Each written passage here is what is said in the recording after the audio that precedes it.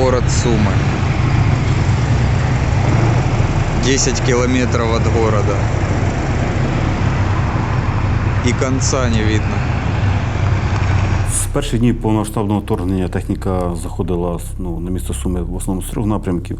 Це із Суджі через пункт пропуска Юновки на Суми, потім Краснопільський напрямок через Угроїди на Краснопілля і на Суми. І третій, тут, на жаль, на карті немає, це Тьоткіна Рижівка. Значить, техніка по кількості десь приблизно, якщо брати напрямок Суджа-Юновка, десь пройшло там 1000-1200 одиниць. Основні колони вони намагалися обійти Суми, да, по об'їзними шляхами, тому що не хотілося, вони розуміли, що вони десь там будуть встрянути вже в бої, да, то вони втратять цю частину техніки. І було прийнято, вже так розумію, і аналіз їхнього керівництва, обходити можливо, великі якісь города, ключові якісь військові частини, щоб максимально техніка дійшла до міста Києва. На хіміки танки пішли. Колонна техніки йде з красними пов'язками. Йшли маленькими групами, бронегрупами, заходили по 3-4 машини і, як розвідка боєм у них відбувається. Це стандартна, це совкова ще тактика, вони так і працювали. Российские, без флагов, солдаты с красными повязками идут себе по Харьковской. 24-го в 3-й ранку мені зателефонував командир бригади і сказав, піднімай своїх ружьо до зброї. Я спитав, що почалося, він так почалося.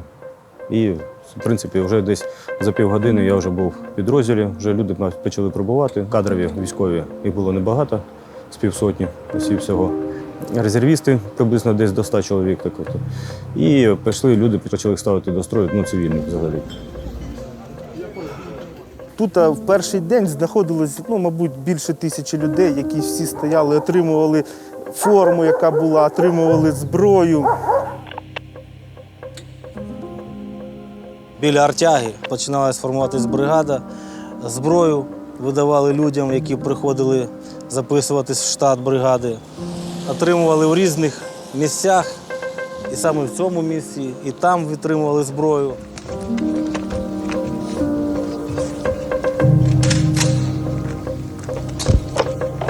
Взяв військовий квиток, взяв паспорт свій і на цьому велосипеді легендарному поїхав до складу отримувати зброю. Пред'явив паспорт, мене пропустили. Після того, в одному із складів я отримав зброю і поїхав додому, проїжджаючи якраз по вулиці Соборній. Мене хтось зняв з вікна, і потім виложив в інтернет. Дед поехал нормальный такой.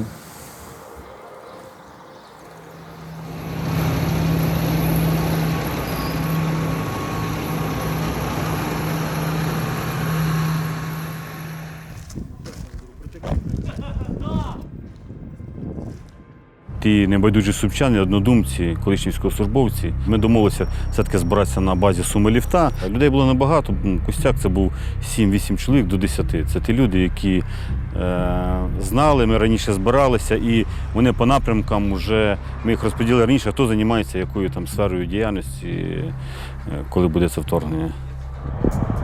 Там вдалеке, походу, что-то бомбят уже. Едет еще одна колонна. Видны обычные пехотинские. Грады едут. Перед этим проезжали БТРи и танки. Тут працював військкомат міський, там декілька приміщених було. В принципі, всі по документам людей призивали дійсно на військову службу. Було, я десь так по підрахункам, 1000-1200 чоловік. Їх ніхто не рахував, це там такі цифри йдуть від наших поварів, від кухарів. Тому що, одноразові стаканчики, тарілки, і проганялися, скільки людей тут проходило. Підвал Суми-Ліфта. Фаготи.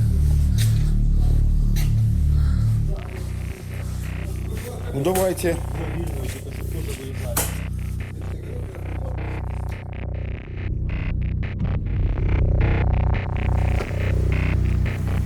Друзі кажуть, а під'їдь туди на Псільську. Приїхали, я теж батальйон, що за батальйон? Потім суд я не розумів. Чому суд? Потім, думаю, судова охорона, якби, логічно, суд. Познайомився з керівництвом, з Бабичем, з Макаром. Достойні дуже люди.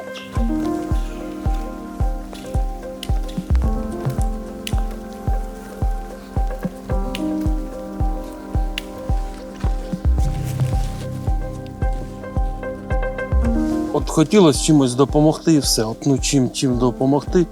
Туди поїду, десь домовлюсь, туди десь щось побачу. Люди там мені дзвонили, я передавав далі інформацію. Отак, чисто. А так, щоб якесь там, не знаю, яка ще могла з мене бути допомога. Що міг, якби з поганої овечки шерсті клок. Якось так. Ай!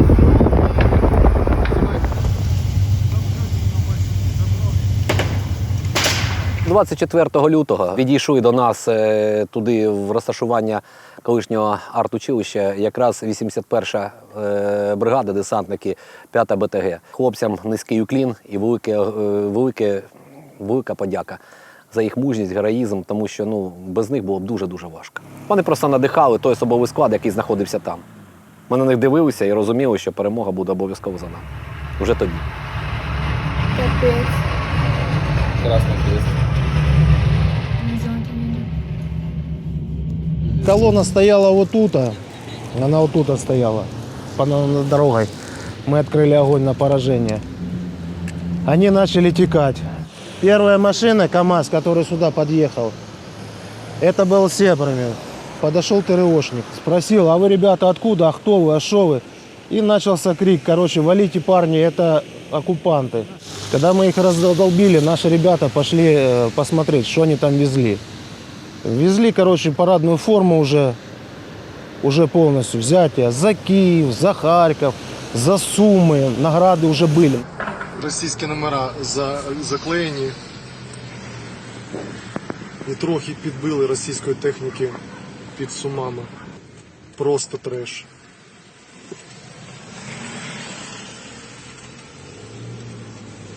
Я вот тут подъезжаю, вот тут было все повалено, обгорела техника. И вот под этим бордюром вот этот вот той столб убитий російський орк. Молоденьке хлоп'я, лет 20, ну так собі кажу, якого ти чорта сюди приліз, щоб тут свою погибель знайти. Знайшов. Так, 24-25 почали вже працювати. Було прийнято рішення створити велику кількість, максимальну кількість мобільних груп для, скажімо так, москітних ударів по ворогу. І працювати більше партизанщини такої. Бачили, як росіяни біжали, кидали техніку, вони не розуміли, откуда на них можуть напасти. Тобто так от пішло, поїхало у нас. І, в принципі, був максимальний ефект такий.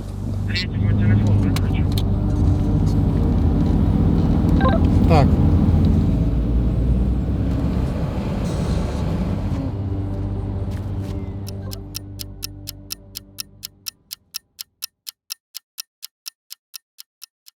До нас поступила інформація, що з напрямку Хатіні рухається колона російської техніки, це автомобільна колона. Який в неї достеменно склад був, ми не знаємо, але ми тільки знали про те, що вона їде в напрямку Сум. І саме в цьому районі вже на виїзді з міста Сум ми зустріли напроти себе автомобіль. Ми з ним розминулися. Це був Урал, як я пам'ятаю, він був з кунгом таким великим. Був водій і пасажир від нього справа, і чітко було видно те, що у них були червоні нарукавні пов'язки. Прийняли рішення, щоб зробити розворот, передали по радіостанції. Також з нами ще їхала одна машина з нашим бійцем. Розвернулися в цьому районі і почали нас доганяти.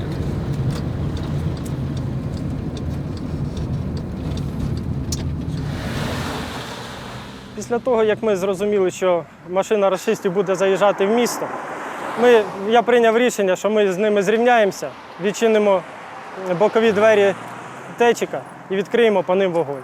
Так і зробили. Після відкриття огню по рашистам вони різко зупинили свою машину. Ми розвернулися і під'їхали до машини рашистів ззаді. Після цього відкрили по ним вогонь.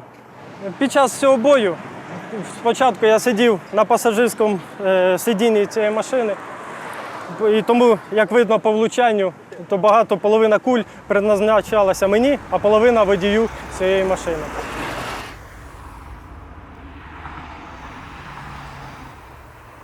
Машина стояла там, я выбрал позицию за остановкой, начал работать по Уралу. Когда понял, что по мне ведется тоже ответный огонь, когда земля начала подниматься со снегом, я принял позицию вот здесь. И когда патроны начали заканчиваться, принял решение пойти на хитрость, сказал, у вас 30 секунд на раздумье, или мы херячим с РПГ. После того, когда я уже начал понимать, что они сдаются, мы увидели двоих, которые были ранены, у одного 3 пулевых, во второго 2 пулевых. И мы увидели, что был там третий уже с видео, которые сняли местные жители, я думаю, что с этого дома.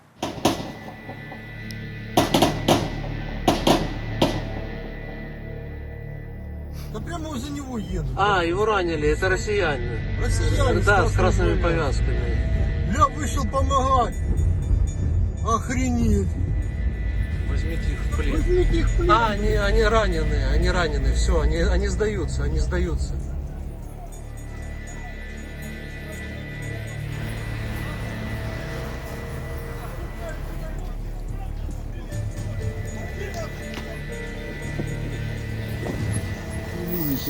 Ну да, вот маршрут. Направление.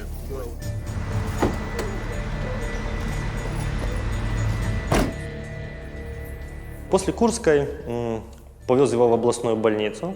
Интересное поранение у него было в ляжку. У него в ляжке был паспорт и гранаты РГО. И когда я попал ему в ляжку, то пробила гранату там, миллиметра 2 от запала. Это реально им фартануло там вдвоем, потому что я думаю, что там бы, тут бы мы уже с ним не беседовали. Забери документы. Вы сюда ехали. Вообще мне интересно, с какой целью? Давай. Пришел нас как нам в гости. Я ж понимаю, что этот полупокер вообще никому не надо. Катал его тут по городу как невесту, вообще не понимал, что с ним делать. А потом звоню маме, мама работает в школе, говорю, можно ключи, потому что, я не знаю, что с ним вообще. И в этом же помещении, він и остался. Мы тут поставили 2 солдат под охраной. Тут стоял диван. На том диване, на котором он лежал, до сих пор остались следы крови. Я, Чупров Алексей Евгеньевич, год рождения 18 апреля 1998 год. С города Дзержинск, Нижегородской области, Российской Федерации. Отстал от колонны, попал под обстрел, пытался произвести ответный огонь. Безуспешно пришлось, чтобы сохранить свою жизнь, сложил оружие, после чего украинские медики оказали мне медицинскую помощь, за что я им очень сильно благодарен. Тут мы его допросили, кто, откуда, набрали его родителям. Насколько знаешь, его сразу поменяли. Номер остался родителей. Думаю, что позвоню после войны, сейчас не буду. Чисто что ты можешь сказать вообще по этой ситуации? Мне просто интересно, поехал он дальше воевать или не поехал?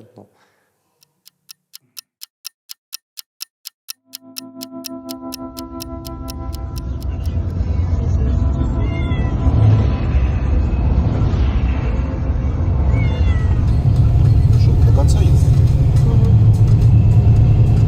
Та ні, може охота вже до кінця їхати, щось їх тут дофіга багато. Вже розвертатися.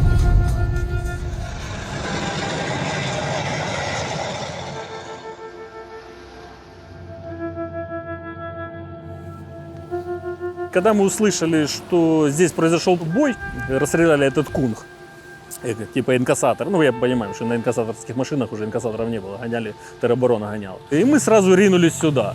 И видно, многие жители в городе, жители на тот момент, кто взял в руки зброю, сделали так же. И здесь хаотически начало организовываться, подъезжать люди, выходить местные, и знаете, такая эйфория, что все начали встречать эту колонну. Тем более прошла информация, что движется со стороны Стецковки еще какие-то бензовозы идут там, и все такие в приподнятом настроении. начали готовиться к обороне. И здесь начали кучковаться люди. Вот прямо здесь, под этой стенкой, начали подвозить и боекомплект, гранаты ящиками выкладывать, автоматы, РПГ. Как бы люди начали это все быстро осваивать. Вот до того, что я же говорю, что парень молодой, вообще перепуганный, с 2 гранатами, спрашивал, как этим пользоваться. Ну, я достал телефон, вот даже этим пацанам поддержать. Вот есть видос, где мы вот здесь начинаем движуху, сопротивление. Пацаны все занимаются. Пацаны, это мотивационное видео для своих. Все, класс, для своих. Все, работаем. Хотелось запечатлеть просто даже по людям, просто кто был, кому будет, может, интересно потом. Ну, как для истории, в принципе, всегда, знаете, как делают фото на память. Ну, вот, в принципе, с этого и началось.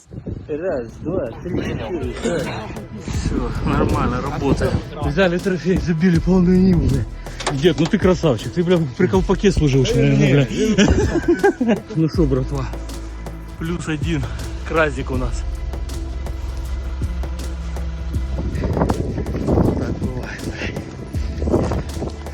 Я без лиц. Це наша сторінка Суми Defense, вона з'явилась вже гораздо пізніше.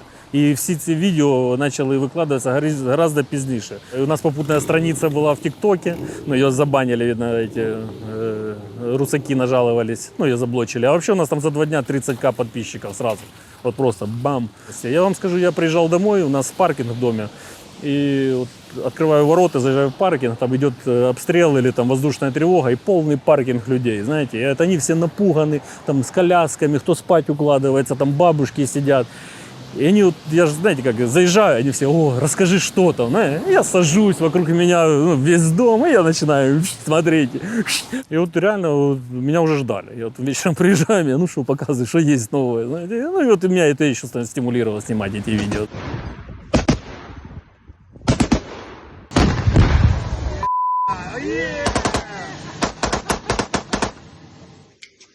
Трофейненькие. С одной маленькой МТЛБхи на трофее полный кузов в пикапе. –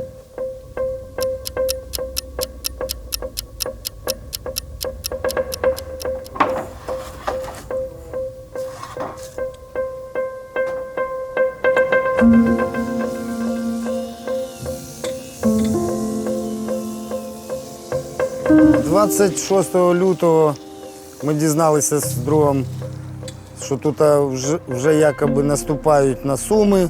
І з Курської прилетіли сюди, вихватили автомати свої з машини гражданської. Залягли отут возле стовпчика. Кантеміровська дивізія, розвіддозор йшов. Хлопці вже з гранатомета один луснули, і він поїхав підбитий, утік. А другий там залишився і почав огризатися, відстрілюватися. У нас було 2 машини, 11 чоловік. Перший постріл зробив гранатометник, позивний «Дід». Військовослужбовці Російської Федерації, які сиділи на броні, розсипалися, попадали з неї як кеглі. Часть хлопців залишилась на переїзді, а ми вдвох побігли через оцей двір, вибігли і забігли з тилу йому і почали, валити його. Друга машина стала якраз, зупинилася і якраз напроти нас, і ми відкрили по ній вогонь зі стрілецької зброї. Гранатометник зробив другий постріл, але він влучив в машину, але ракета пішла вскользь і не завдала йому шкоди. Вони там перегрупувались і теж злякались вже, бо поняли, що їм тут не пройти. І, дали задню і втекли у поле там через Білопольську і застряли там в полі. За цей бій у нас було 2 300-х, 200-х не було взагалі. А зі сторони рашистів було приблизно 6 200-х. Це ті, які тіла валялися на дорозі. Красавчики вообще. Танк какой-то, убежал. Ты видишь, сверху те, что сидели. Да, вон, глянь, красавчики.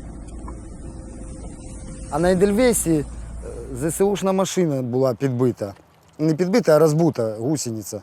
Її оставили хлопці з 81-ї бригади. І ми вирішили, що цю машину зараз відремонтуємо і вже захватимо той БТР русський, бо він зайшов у город і пропав десь, іщез. За 2 ночі ми справили цю машину, знайшли акумулятори, нам гражданські люди допомогли, заправили її, завели і поїхали захвачувати цього БТРа. Нашли ми пішком, ми сходили в розвідку, знайшли, де він стоїть, побачили обстановку, в общем, узнали, скільки там знаходиться цих воїнів сраних рашистських. І вирішили, що без БМП, без цього ми не зможемо. Коли ми приїхали їх захватувати, ми сперва пішком пройшли. І знайшли їх там, Льошку, пулеметчик був, лежав там, коротше, в лежбищі. Вони там в самій машині не сиділи, вони ховались у лісі, бо розуміли, що по них рано чи пізно хтось прийде. Так от ми їх там і захватили тепленьких. Ну, здались, бо вони розуміли, що попали не туди, куди йшли. Вони попали в передрягу здорову. Вони просили, щоб ми їх відпустили. Отак воно було. Ну, ми їх і відпустили, куди треба. Потім підшаманили його, да, стали воювати на ньому. Ліве колесо середнє, коробка передач зломлена. Ну, а так, в принципі, був робочий, БК повне було заряджене. Як на пушку, так і на пулемет. Було зроблено, відремонтовано і поставлено в строй до бою, так, як полагається.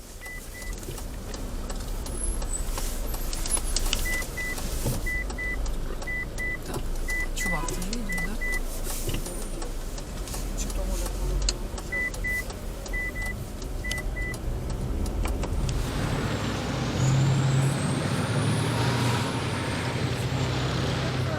Еще едут БТРы. Еще едут. Все, стреляют!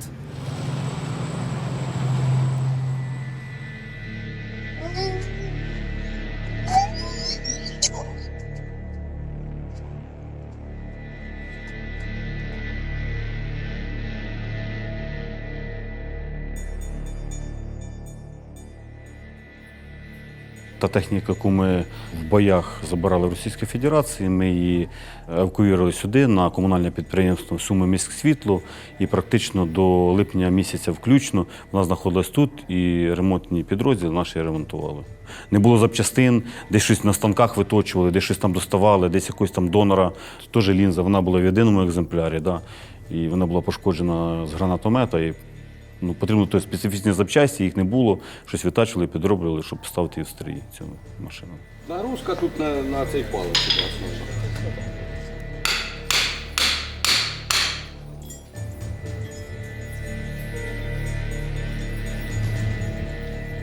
Перші дні ми десь до 12 ночі робили, потім роз'їжджались по паролям. І приїжджали на 7 утра. Там рішали, хто що робить швидко, там, то ти тим займаєшся, ти тим займаєшся. Ну, вже взагалі було фактично з вечора понятно, чим ти будеш займатися утром. Тому що в тебе не закінчена була задача з вечора, це 100%.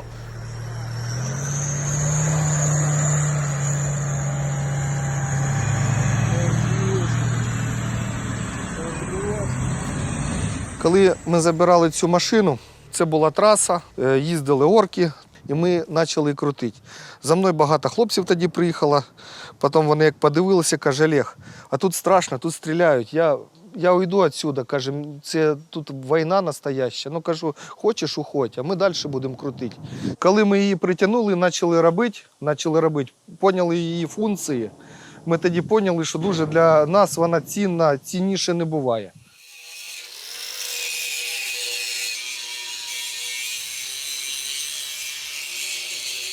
О, непобедимая и легендарная!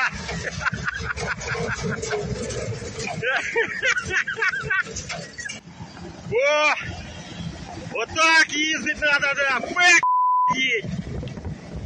Кран-маніпулятор, який для ремонту просто божественно. Мотор витащити, щось витащити, тяжеле, кабіну підняти.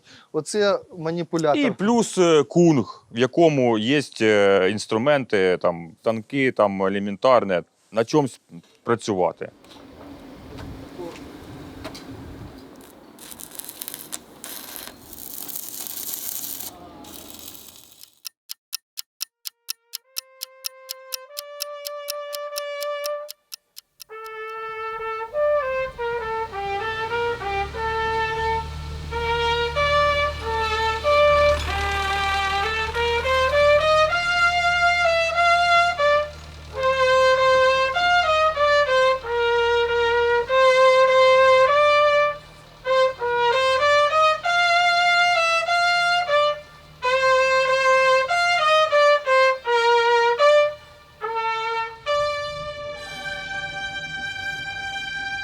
Слава Україні!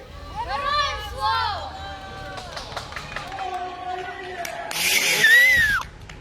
Я вертався додому з бойових завдань до 9-ї години. Я подумав, що люди тоді ховались по бомбосховищах, були налякані. Почули повітряну тривогу і вирішили зберегти життя своє і своїх діток.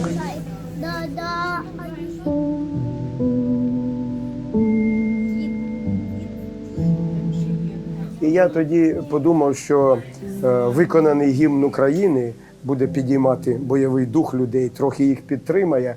І тому я виходив ввечері, темно ж було, це був лютий місяць, брав трубу і грав гімн України. І люди кричали «Героям слава!», відповідали, і мені було радісно, що я тим допомагаю, трохи моральний дух укріплюю людей.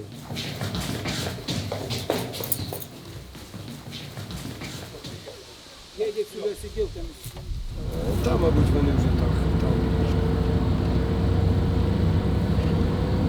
40 метров їхав без колеса. Ну, слава Богу, всі живі. Зараз поміняю, перенаберу тебе чуть позже.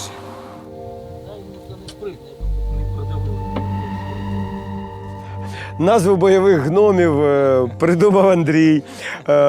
Наш такий невеличкий загін зібрався. Я 1,65 м, Сережа Руденко, снайпер. Снайпер наш, він зрісту десь 1,72 м. Ну і Андрюшка трошки. Це я самий високий. І самий високий серед нас ігор, це він тільки стоїть низько.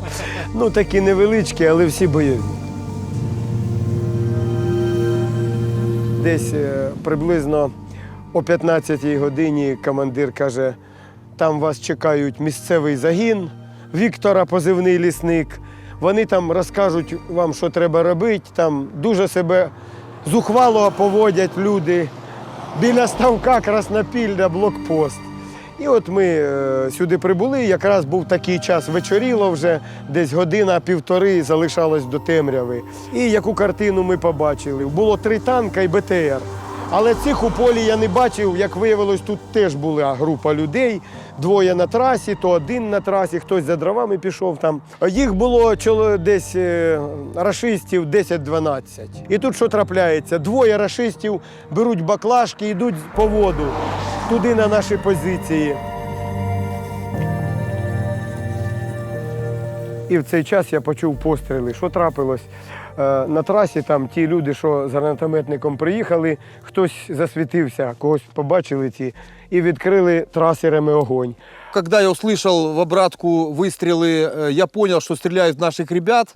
Я принял решение перевести на одиночный огонь. И вот с этого места, как раз напротив, вот там вот рашисты эти были, они под дамбой сидели, набирали воду, их было 2. Вот, я сразу же принял решение перевести на одиночный и начал по ним стрелять одиночными. Вот, прошло некоторое время, они притихли. Вот, я думал, что я их убил обоих. Вот, оказывается, нет. То есть одного потом, как оказалось, я убил в висок, а второй был ранен. И он постоянно, периодически стрелял. Я постоянно его, периодически тоже его тушил. Вот, когда он затих, и когда потом по нам начали стрелять уже с БТРа, с серьезного пулемета, и деревья тут падали, и мы здесь падали постоянно, мы поняли, что надо отходить, потому что, очень страшно уже стало, то есть, реально можно было погибнуть в этой ситуации. Местные говорили, что тут было много трупов. Вот, потому что когда Андрей открыл огонь, сразу начали с поля наши ж лупить. Тоже открыли огонь на ураження. И Мосинка, и СВДшка, там 2 автомата. В принципе, было... Положили їх там гарячо. І слава Богу, що ми всі залишились живі, нанесли максимальний урон противнику, і всі живі вернулись додому. Как оказалось потом, блокпост они покинули. Да. Благодаря нам.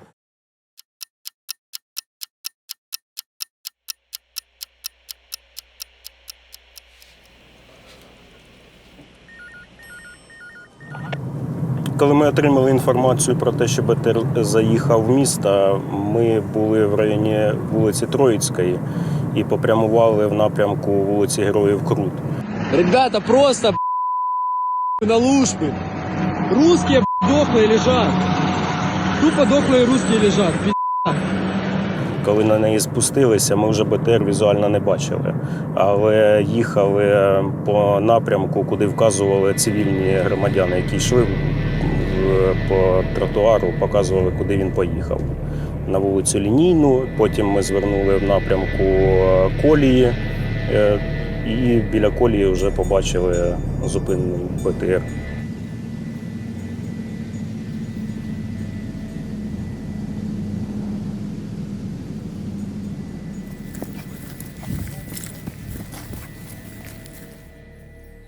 Побачили, що відкритий десант, зверху знаходиться один військовослужбовець, який, по всьому виду його було, що він 200-й, і один цивільний сидів біля БТРу.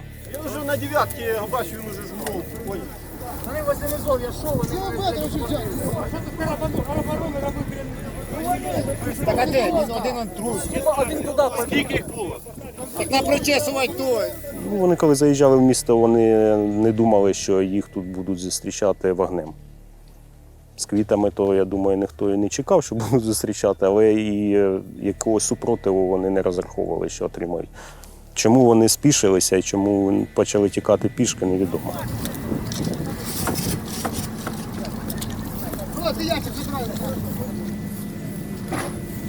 Де 80?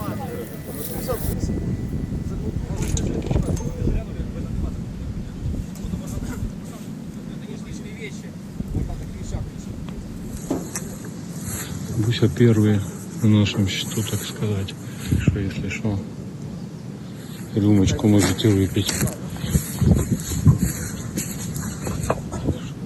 Це була 27-ма мотострілкова бригада.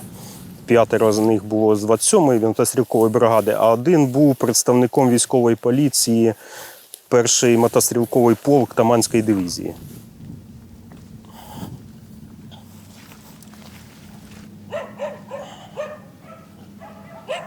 Мокра земля така була, побачили сліди, пройшли в дирку біля забора і почули, що там якесь движення є. І почали ж кричати, щоб вони здавались в полон. Вони крикнули: не стріляйте, у нас гражданський. Почали викидувати зброю в бік і лягати на землю. Цивільним був охоронець цієї бази.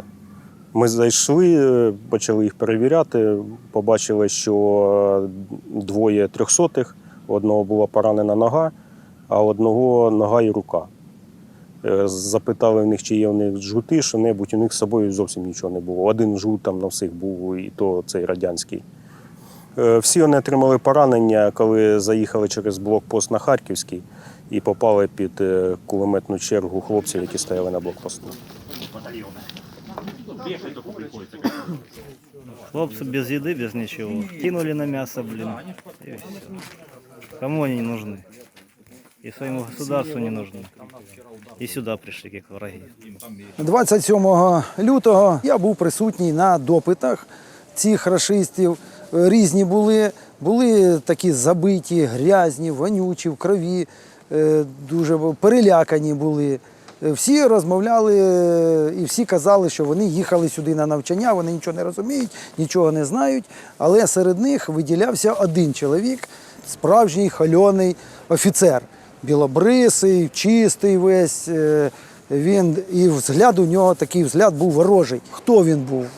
Я не знаю. Ну, представлявся він тим, що він повинен був у місті Суми забезпечувати дорожній рух і порядок у місті, ну так, як виконувати поліцейські функції.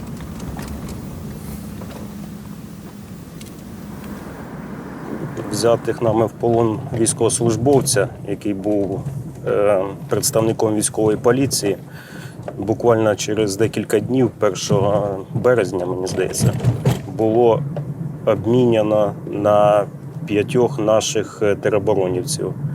Наскільки мені відомо, це був перший офіційний обмін полоненими з початку повномасштабного вторгнення в Україну з 24 лютого. Я Никитин Юрий Александрович, 1997 года рождения, уроженец города Омска. Вы должны поменяться на кого? На вашего военнослужащего. На наших военнослужащих. На ваших военнослужащих.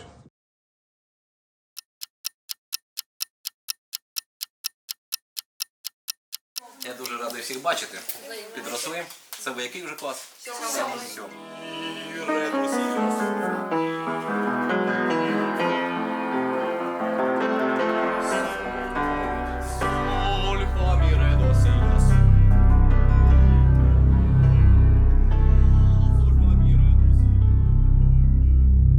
Саме тут, на цьому місці, 28 числа, почала організовуватися оборона якраз самого передмістя Суми, Барановського напрямку. Саме тут монтували блоки, робили лінію укріплення, якраз коли на нас вискочила ця група.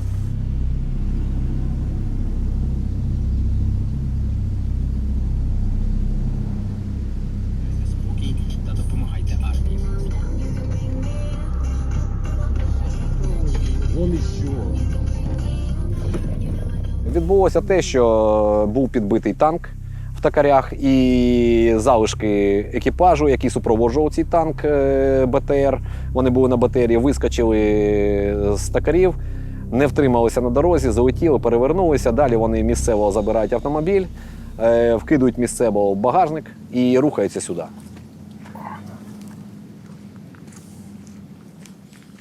І перемога буде наша. Він їм віддавав ключі від машини, але вони не захотіли брати ключі. Усадили його за руль. 5 чоловік залізли в цю копійку, побросали гранатомети, зброю в багажник і виїхали от сюди. Буквально тут 400 метрів відсюди був їхній блокпост. Просто оцей водій, він їх вивіз, спеціально вивіз на нас. Коли вони побачили блокпост, вискочили, з ручного гранатомета зробили 2 постріли по нашим позиціям. Одного ми ранили одразу. Привезли його сюди, вони тікали, тобто привели його місцеві жителі, взяли його в полон. А 3 ушло, 4 ушло. Система називається пляшкомет, 2 калібрів. Одна менша – це під пивну бутилку, а це вже під більший діаметр. Бутилка з горючою сумішю вставляється в розтруб, подається тиск. І далі просто відбувається постріл. Перевіряли, пляшка з запальною сумішю, котра вилітає, фітіль горить, не гасне. Пролітає, скажімо так, 1, 2, 3, 4 метрів 200 пролітає.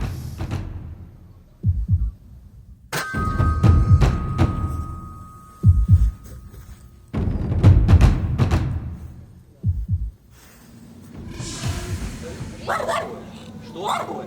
Нельзя, говорю. Это у нас уха, ребят. Від цього лиха. Це ж риба, я бачу.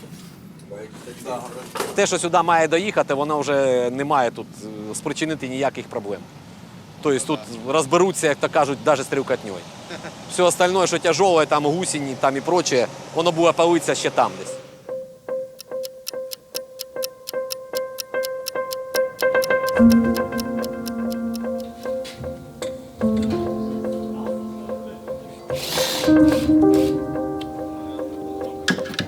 Коли передали в госпіталь на Київ документи, оттуда перезвонили і спросили, а де основний документ? Ми спрашуємо, який? Свідетельство про смерть. Кажуть, людина без таких поранень не може жити. Я говорю, я з вами розмовляю лічно. Не може бути такого. Тобі ж там не повірили, що я вижив після таких поранень і остався живим.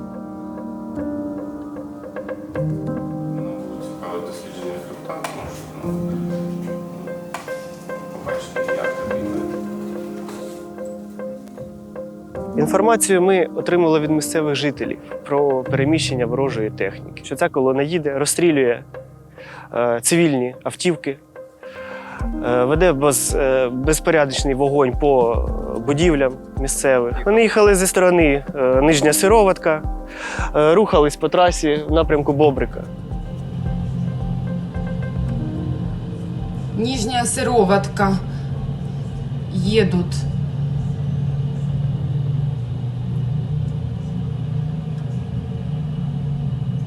Лиза, сколько время сколько?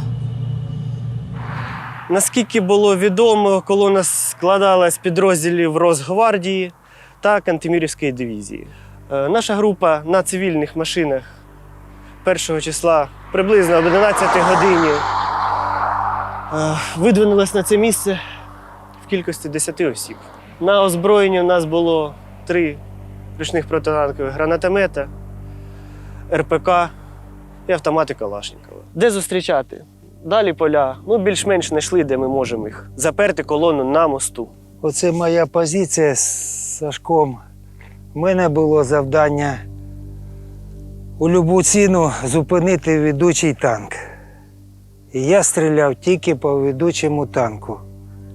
Хоча тут була і цистерна, і там були гарні цілі. Ну, яка мотивація? Я як побачив, скільки їх виповзло, і така думка, що все, Юра, ти витащив квіток в одну сторону.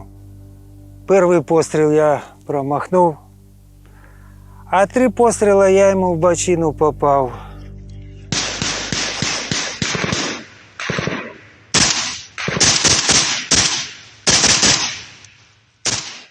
Ми зрозуміли, що група якась веде бій, тому бігли сюди до мосту, бігли їм на допомогу і вступили в бій вже з різних сторон.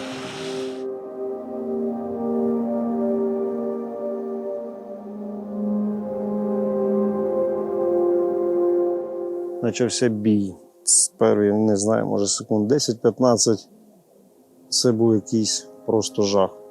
Почали відступати до своїх машин. І, мабуть, це була помилка, що вже на відстані десь 500-600 метрів, коли ми почали вже пригати в машини, там ми зазнали всі основні втрати. На машини перевели весь вогонь, тобто з танкових кулеметів, зосередили вогонь на наших машинах. Машину обстрілювали. Через 10 метрів машина, я почув, що вона з'їхала в поле. Хтось закричав: «Водій убитий».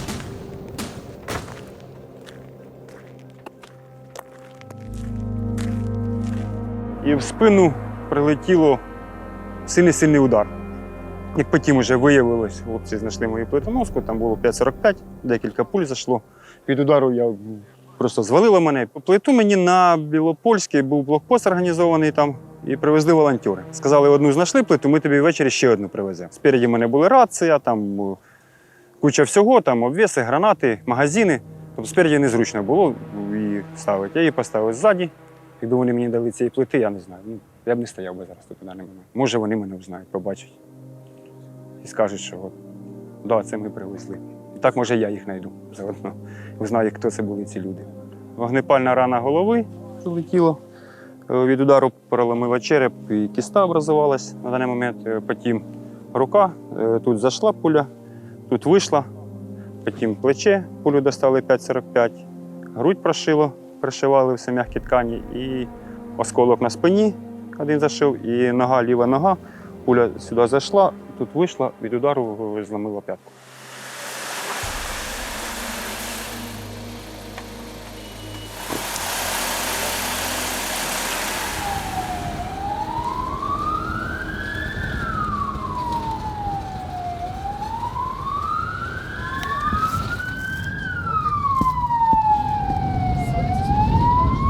Коли нас вивозили звідси, вони наткнулися ще на одну колону російську. І вони ховались, возили нас туди-сюди.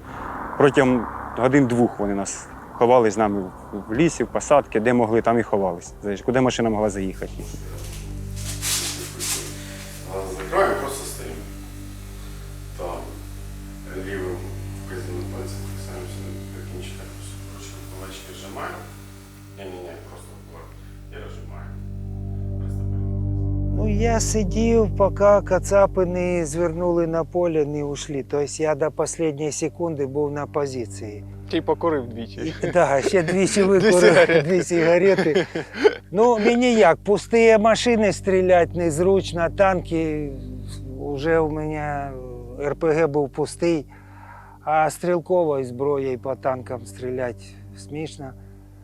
Ну і це я ждав, коли вони сюди підуть.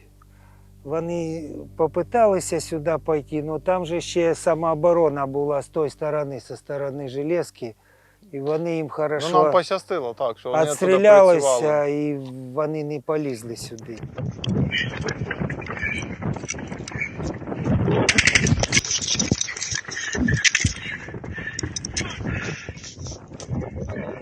Перебігли вже через мост, ми побачили, що колона вже стоїть. От, що вже був спереді колони вдарений бронетранспортер, який стоїть поперек дороги. І вже горів один транспорт із боєкомплектом. Боєкомплект там взривався, стріляв там і так далі. Ми розділилися на дві групи. Одна група була у нас з цієї сторони, і вони підійшли з гранатометом, щоб вцілити цей танк. А наша група розтягнулася вздовж лісопосадки, і ми почали вести бій, і вже розпочали вести бій з тими, вже, хто ховався за обочину, тому що перша група їх зустріла, так би сказати, з фронту, з боку, і вони, намагаючись сховатись, ховались на ту сторону дорожнього полотна. Якраз наша група і почала їх заганяти назад. Розпочався бій на всі сторони.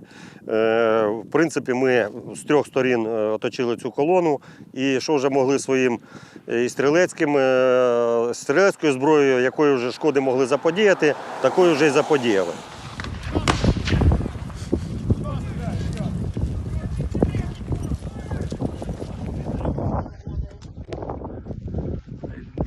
Горит.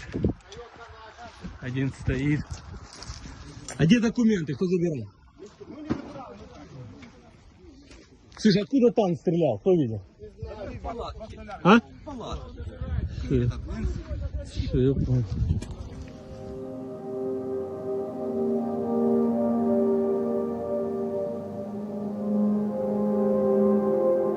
З 10 живих залишилось 5.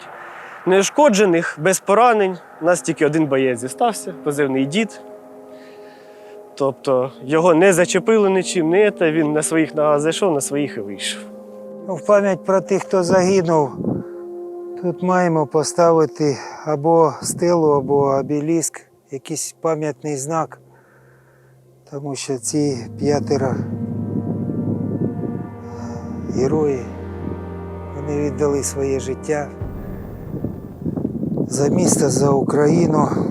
Їх прізвища Кулик Олександр Васильович, Мовчан Руслан, Шерстюк, Клочко і Коржан Олександр Іванович. Це наш командир.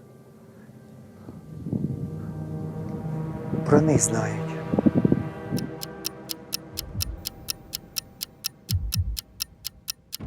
Починалось у нас було десь чоловік до 20, не більше. Кожний день прибували нові люди. Питання було одно: готові оказувати спротив і приймати участь в бойових діях? Так, готові. Значить, все. Нам так сталося, повезло, в групі прибивших людей виявилися непогані інженери. Підійшов до мене тоді електрик. Так, це у нас був трансформаторна підстанція.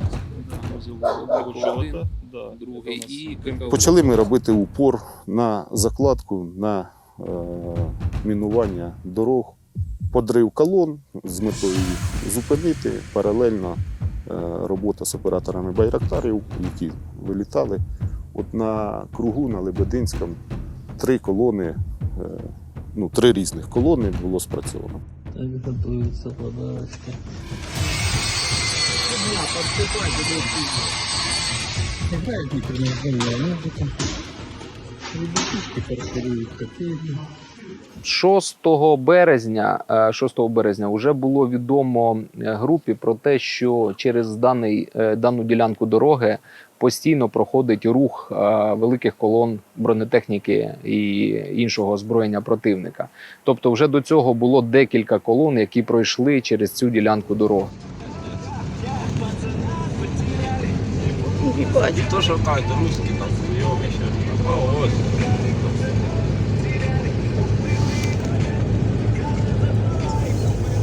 Прийняли рішення, що саме тут, саме на цій ділянці, ефективно і доцільно зробити засідку і провести диверсійну операцію. На цій ділянці була раніше підбита загоном МТЛБ, яка була уражена з РПГ-7В.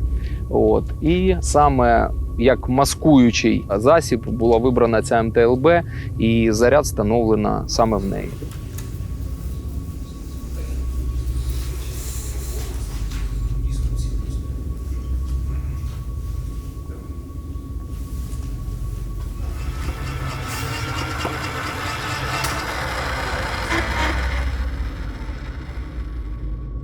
на эту позицию я вышел с французом около 7 вечера. Мы сейчас с вами здесь стоим, видим место закладки. Сейчас светло, но в тот момент, это была ночь, было темно. И мы не понимали, как, где расположен, четко, конкретно, где расположен наш секрет. Они ехали, у них светящиеся такие синие фонарики были на этих, через 3 без фонариков, 4 с фонариками. 3 без фонариков, 4 с фонариками. И место, я вижу визуально, слежу за фонариком, и фонарик пропадает в одном единственном месте. Буквально на 3 секунды, и потом снова появляется. Из чего мы сделали вывод, что это наше место инициации. Итак, доброе, прекрасное утро. Вот мы вчера силами меня и некого Даньки, вот, удержали колонну здесь 1,5 часа. Сделали секрет. Ну, беттер так беттер, шо, все равно. 1,5 часа мы остановили. На 1,5 часа мы эту колонну остановили. На самом деле, утром, когда я увидел, что я подбил БТР, я очень расстроился. Мне хотелось подбить какой-то танк, какую-то эту. Но, когда оказалось, что это БТР КШМ, командно-штабной БТР, командира батальона и выше, я был приятно удивлен, но это я узнал со временем. Хорошо получилось. Хорошо получилось, правильно я посчитал, четко в цель.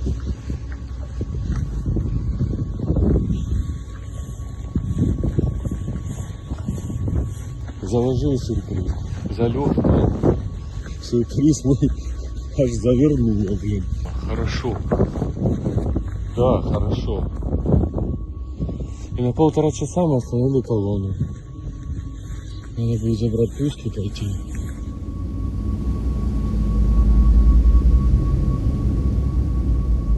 Це було так, 8 березня. І що саме смішне, то що вони підірвалися на тому самому місці.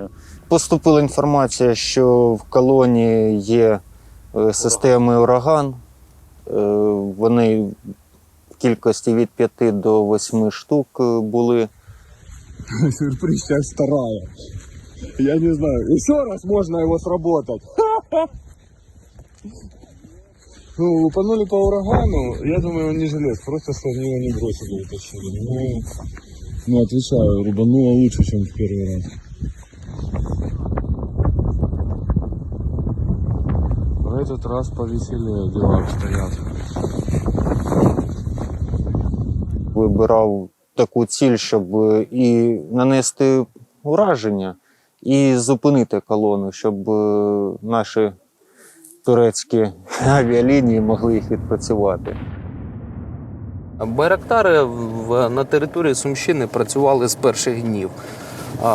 Вони наносили дуже точні, чіткі удари по колонам, по озброєнню противника. І найголовніше, що мені сподобалося в цій роботі з байрактарами, що навідниками цих байрактарів були всі люди, всі українці, які згуртувалися в такий потужний кулак. Це були і прості селяни, і народні депутати України. Досить цікава штука, досить цікавий апарат в абсолютній тиші, тому що він йде на досить високій висоті. Ти нічого не чуєш, ти бачиш просто 2 сполохи, це сходи ракет. І потім такий металічний, чіткий звук, його ні з чим не спутаєш, тобто ти чітко розумієш, що це байрак вразив ціль.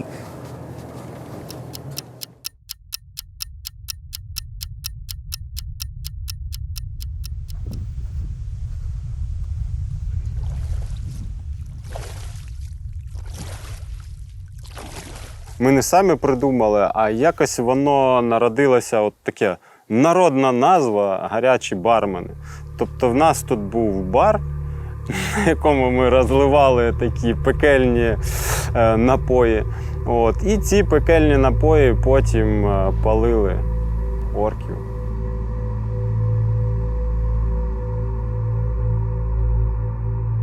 Самий перший випадок, коли наші коктейлі спрацювали і спалили техніку, це на в'їзді в Суми під стелею. Спочатку підпалили танк, а потім підпалили машину, броньовану машину під назвою «Рись». Давай, Леха! Да все, оно загорится, уже пойдет!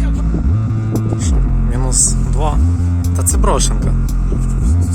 Танк повністю не згорів, але рись згоріла вщент.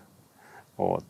Ну, тоді деякі люди на нас образились, тому що можна було захопити цю техніку і використовувати. Але ми ще тоді були гарячі. Молоді, гарячі, не розуміли того. Але після цього ми почали трофеїти техніку, ту, яку можна було захопити.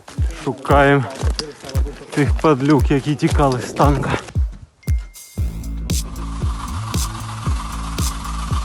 Захоплена нами техніка. Це другий подарунок від наших гарячих барменів. Фух. Ласкаво просимо до аду. Це з'їзд з Харківської траси на Старе Село. Тут 7 березня в нас зав'язався перший бій з колоною ворожої техніки. І нас було тоді 12 осіб. Ми їхали вже з завдання, тобто виконали по розвідці, політали на квадрокоптері і потім вже поверталися додому. І на цьому місці ми побачили супротивника, який виїхав просто лоб в лоб, і вони вже почали вогонь. Тобто вони відкрили вогонь на ураження, хоча ми їхали в звичайних цивільних автівках. От. Мною було прийнято рішення сказати колона «стоп» і всі в укриття.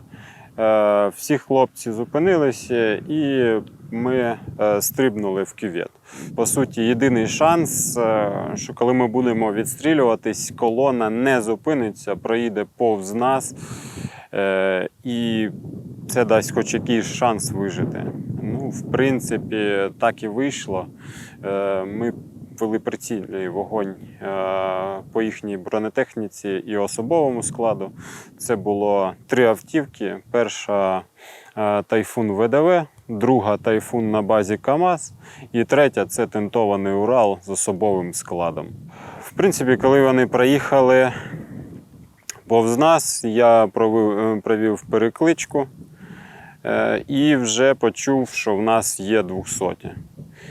Я кожну людину перевірив і зрозумів, що в нас є з тих 200-х, які сказали, у нас ще було 2 300-х, тобто вони дихали, вони були при свідомості. І було прийнято рішення їх витягати, швиденько вантажити в машину і летіти на Суми. Від тих, кого ми вивезли, вони в лікарні померли.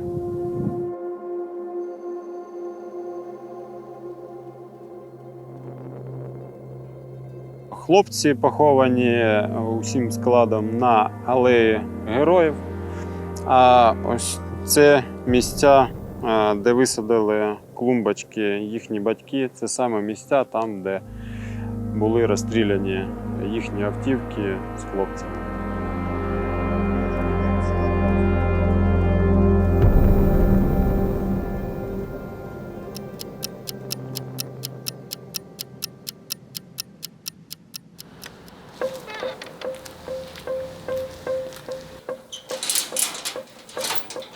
До війни я не очікував від себе, що я колись візьму зброю до рук. І взагалі такого в мене мислення не було. Але я проповідував любов. Я проповідував любов людям. І коли сталося так, що потрібно захищати тих, кому я проповідував, то в мене не було сумніву, що я вчиняю правильно і йду захищати тих, кому я проповідував цю любов, кого я люблю, хто мені важливий. Тому що я не запрошував сюди тих людей, які прийшли нас убивати.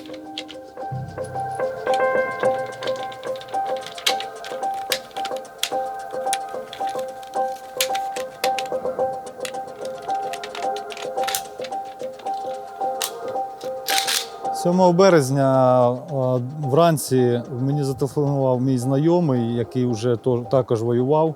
це Володя Золотарьов, зателефонував і сказав, що їм потрібна підтримка, що вони обстрілюють колону, колона велика. Я піднявся і зателефонував Авраменку Андрію, сказав, що бери своїх хлопців, зустрічаємося через 2 хвилини і виїжджаємо на Іволжин.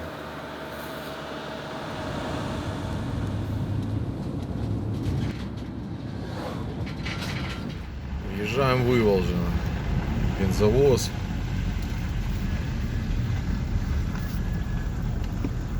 Прибувши сюди, ми знайшли, що хлопці вже збирають полонених, допомогли їм доловити.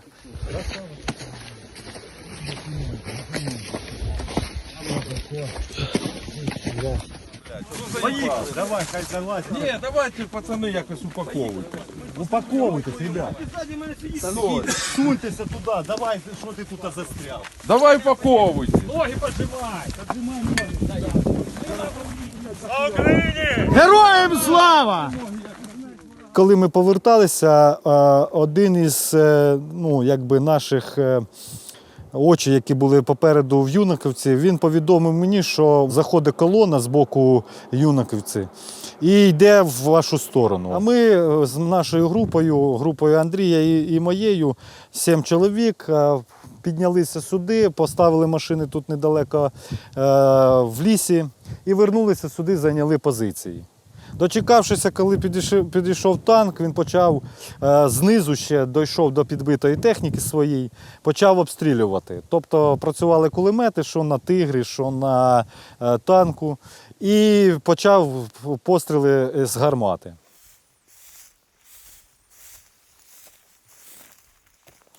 На цьому місці була засідка. Горбатенко Андрій, гранатометчик, зробив постріл і влучним пострілом підбив танк. Глянь, движок лежит. Нихера себе РПГ влупила. Просто металлолом. Башня. Потім з'ясувалося, що зайшла колона, і ще був і БТР, і «Тигр» якийсь зупинився в Кияниці на виїзді тут біля дамби. А ще вище, перед Храповщиною, зупинилася основна колона, яка заходила. Тому це був дуже високий ризик, але він вартував того. Бо якщо б ми не зупинились, 7 березня отут пройшла остання колона. Вона більше не заходила, вони бояться цього місця. І це було якраз 7 березня, це у мене була річниця з моєю дружиною нашого спільного життя. І я їй там ще напередодні написав, що я не можу тебе поздоровити, тому пришлю тобі букет, фотографію. А так вийшло, що прислали фотографію цих полонених. І вона мені сказала, що каже, я ще гарнішого букету не очікувала ніколи, що таке. Откуда? С Орла. Красноярский край. Откуда? С Калмыкии. 13 осіб, із них було 1 офіцер, 1 спецназовець, чоловіка 4-5 срочників, решта контрактники. Однаково всі розповідали про те, що вони прибули на навчання, вони не знали, куди їдуть. І все. Понятно, що якщо ще срочники, там, понятно, вони перелякані, там вони, може, їх заставили сюди їхати. Контрактники, це вони ж розуміли, куди і чого вони їдуть. С Иркутска. Шапского. Нижегородская область. Войсковая часть 391-34. Где-то тут курица. Откуда? Город Барнаул. Откуда? С Москвы. Ульяновская область. Остання точка деокупації, це, я пам'ятаю, ми супроводжували, було це 3 квітня, коли російські війська на відході підірвали Чумаковський міст. І це був останній день, коли російські тяжка техніка і війська, вони пересікли річку Сейм, здійснили підрив моста. Це був вечір 2 квітня. 3 квітня до обід ми ще питались отлавлювати потеряшок, добивати. Так їх називали тоді потеряшками. І, в принципі, це був останній день, коли територія Сумської області була повністю деокупована. Феномен Сум просто в его людях, которые собрались. Сумы героически отстаивали, но нас было мало, но мы действовали очень оперативно, очень слаженно. Это круглосуточная была работа. То есть в одних людях сошлось и разведка, и контрразведка, и подрывное, и тактическое. То есть каждый был фактически универсальным бойцом. Найскладніше було те, що особовий склад, який прийшов до мене, він був не злагоджений. Но не дивлячись на все це, Бог нас врятував, беріг. Охотники электрику, связь. Опять. Они сейчас выходят на последнюю хату Сиблянов, туда к вам. Внимание, это наши. Ми взяли пленного, і він каже, ну, типа, ми ж задаємо вопрос, що ви на Сумі, ну, що не почали захвати? Так, говорю, тут 15 тисяч націоналістів. Мені ще товариш йому так в бок 15-200. Ну, получается, всего-то было там, ну, не 200, там, понятно, чуть больше, но вот, как бы, всі, хто залишились, вони ж как бы, не знали, как чем закончится, правильно? Когда ты остаешься, ты же не знаешь, как будет. То есть мы, я это прочувствовал 8 марта, когда вот это первая, типа, зеленый коридор на колонну, когда выходила колонна с города, когда колонна стояла от блокпоста на Робинской до автовокзала, один хвост, а второй до горы на Прокошку. Второй хвост колонны, вот это она стекалась и выходила с города. Я вам скажу, сейчас аж эмоции переполняют. Вот люди выезжали, они нас крестили просто.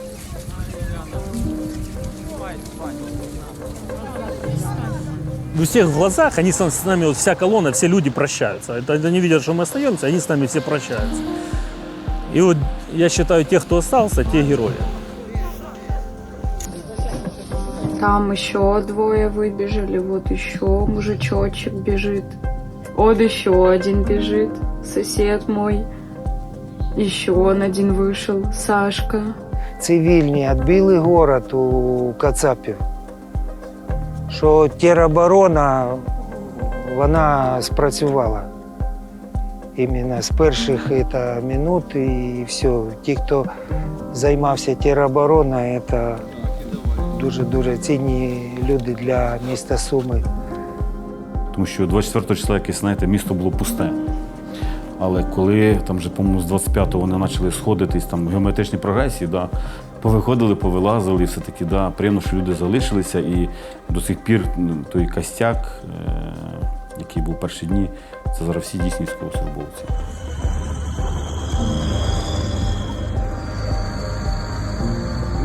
Нажимаєш кнопку. Ракета пішла. Ніхто не знав, наскільки люди згуртуються, наскільки люди будуть готові взяти до рук зброю і просто воювати за свої життя, за життя своїх близьких, рідних. Це просто unreal. І боронити саме наше місто. І це саме той фактор, який не врахували Збройні сили рашистів. В них немає по методичкам, що люди просто беруть зброю і боронять свою країну.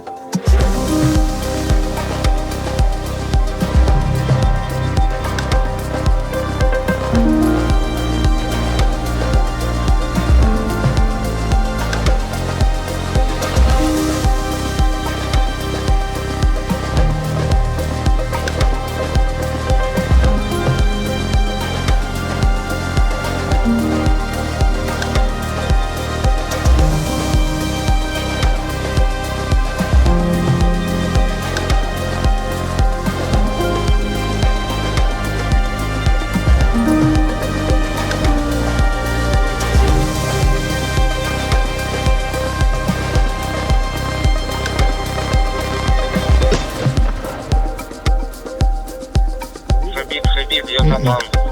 Крайний был очень рядом, один уходит их назад.